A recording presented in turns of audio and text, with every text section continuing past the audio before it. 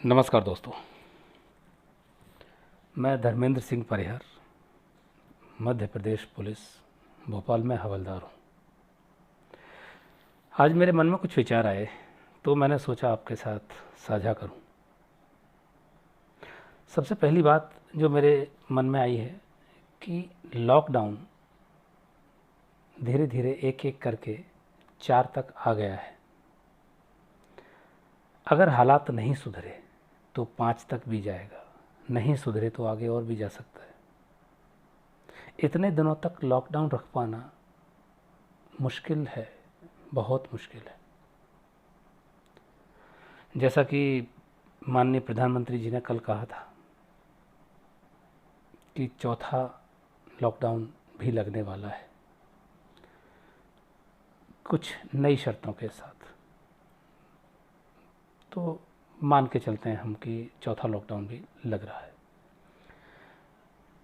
तो ऐसे ही लॉकडाउन लगता रहेगा, क्या हम यही चाहेंगे? हमारे देश का विकास रुकता है इससे। और जो लोग बाहर फंसे हुए हैं, जिनको खाने को नहीं है, जिनके पास रोज़मर्रा की चीज़ें नहीं हैं, पैसा नहीं है, काम नहीं है, उन लोगों का क्या हो रहा होगा? क्या आप लोग नहीं चाहते कि ये लॉकडाउन अब समाप्त हो जाना चाहिए? लेकिन इस परिस्थिति में जो अभी चल रही है, इसे रोक पाना तो बहुत मुश्किल है। अभी लॉकडाउन रोका नहीं जा सकता। हम केवल प्रयास कर सकते हैं और प्रयास हमको करना भी चाहिए।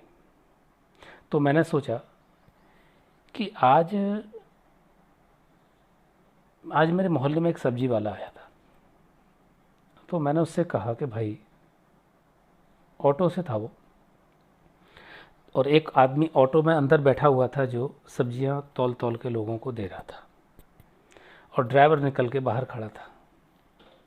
तो मैंने उससे कहा, भाई, जब आप 2 लोग आए हो सब्जी बेचने, ऑटो वाला अलग खड़ा हुआ है फ्री, तो क्या ऑटो वाला पैसे अपने हाथ में नहीं ले सकता? हाँ, नहीं। तो ऑटो वाला जो था, ऑटो चालक, भाई हर जगह गाड़ी रोक कर सब्जी देता है वो, तो इतना तो कर ही सकता है कि किसके कितने पैसे हुए सब्जी तौल कर देने वाले से पूछ कर ग्राहक से पैसे अपने हाथ में ले।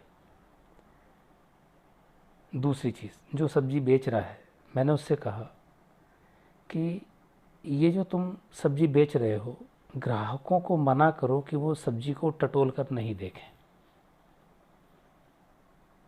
पहली बात। दूसरी बात, बिना मास्क लगाए कोई भी सब्जी के ठेले तक ना जाए। कोशिश करें सब्जी वाले से उतनी ही बात करें जितनी आवश्यक है। जैसे, भैया सब्जी क्या भाव है? उसने उत्तर दिया, इतना दे दो, दैट्स इट, इससे ज़्यादा नहीं करना है। दूसरी बात कि सब्जी वाले को बोलो कि वो अपने हाथ से सब्जी उठाकर तौल कर डायरेक्ट हमारे बर्तन में दे दे, जिसमें आप नमक के पानी का घोल या विनेगर का, जो भी उपलब्ध हो आपके पास, उसमें सब्जी को लें और घर पे लाके आधा 1 घंटा उसको भिगो कर रखें। बाद में उसको धो के साफ़ करके यूज़ में ले सकते हैं। पैसे का लेन देन किसी भी दुकान पर या कोई भी दुकानदार स्वयं ना करे। कोशिश करें ई पेमेंट करें। अगर कोई दुकानदार बोलता है हमारे पास इसकी व्यवस्था नहीं है, कोई बात नहीं, उसको यदि आप डायरेक्ट पेमेंट करते भी हैं तो जिस आदमी से या जिस वर्कर से आप सामान ले रहे हैं उसको पैसे ना दें। एक कैशियर अलग बैठा हो जो केवल पैसे का ही लेन देन करे, उससे आप पैसे दीजिए और कोशिश करें जितने का सामान है उतने ही पैसे उसको दें ताकि वापस ना लेना पड़े। और अगर पैसा वापस लेते भी हैं तो वो सैनिटाइज किया हुआ हो या अपने पास लेते हैं तो उसको, यदि आपके पास व्यवस्था है तो उसको सैनिटाइज कर लें, नहीं है तो कोई बात नहीं है। रिस्क तो रहती है कहीं ना कहीं, हो सकता है उस समय न रहे, इसी के आधार पर हमको चलना पड़ेगा। लेकिन कहीं भी किसी भी दुकान पर जाते हैं तो किसी चीज़ को छूना नहीं है। ये दुकान मालिक, दुकानदार भी ध्यान रखे, किसी भी ग्राहक को कोई भी चीज़ छूने नहीं देना है। यदि वो कोई किसी चीज़ के दाम पूछता है तो स्वयं उठाकर उसके दाम देखकर बताएं, इसका इतना दाम है। अगर वो लेगा तो उसको दे दी जाएगी, अन्यथा कोई अपने हाथ में लेकर उसके दाम देखकर, या आवश्यकता नहीं है तो भी वो उठा के इस पर कुछ भी पड़ रहा है, ये सब नहीं होना चाहिए।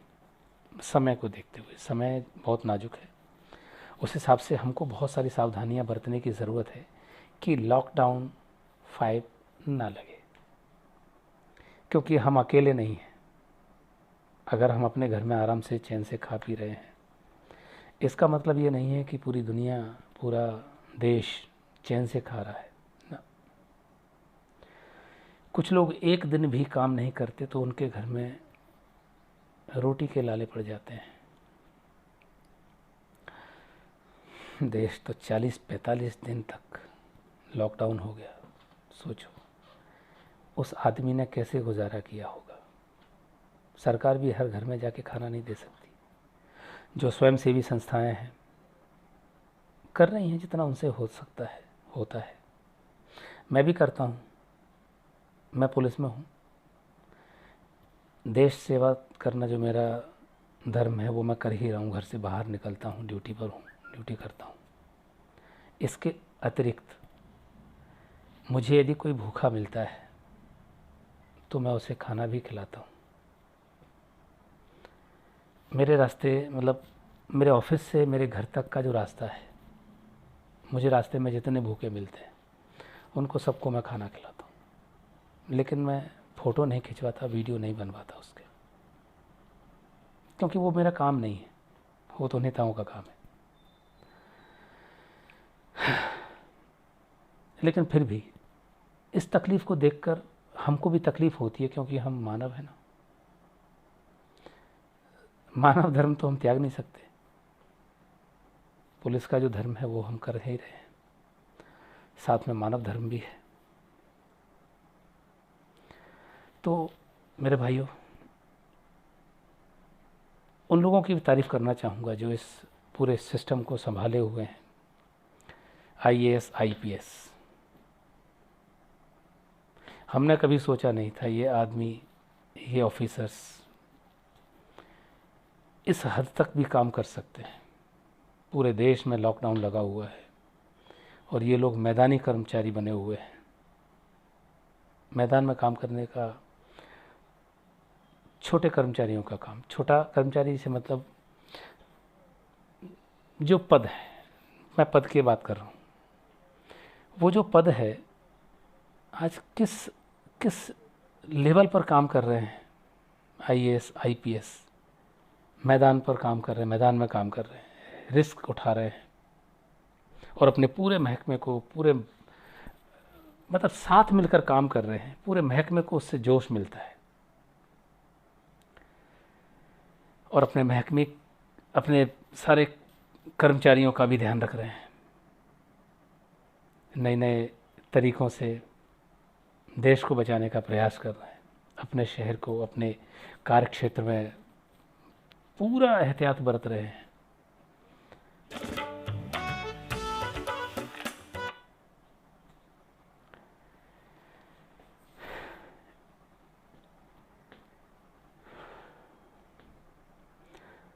और एक चीज़ और, जो लोग घरों से बाहर हैं, जिनके पास सिर छुपाने की जगह नहीं है, वो अपने घर जहाँ के रहने वाले हैं वहाँ के लिए पलायन कर चुके हैं, पलायन कर रहे हैं।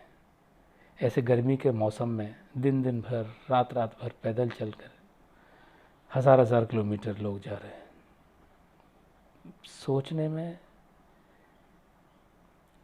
1000 किलोमीटर, आज की जनरेशन में लोग 1 किलोमीटर बड़ी मुश्किल से चलता है, वहाँ 1000 किलोमीटर अपने घर जाने के लिए बेबस है आदमी, मजबूर है आदमी, क्योंकि भूखा है, यहाँ भी भूखा है और पता नहीं कब तक भूखा रहना पड़े।